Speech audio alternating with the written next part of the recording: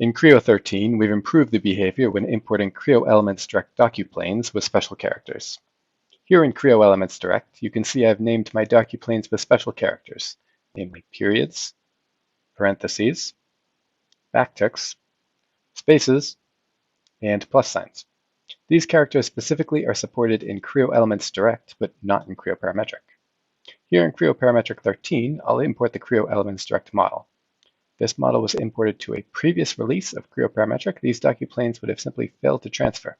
Now in Creo Parametric, these Docuplanes correctly transfer to combined states, and the special characters are replaced by underscores.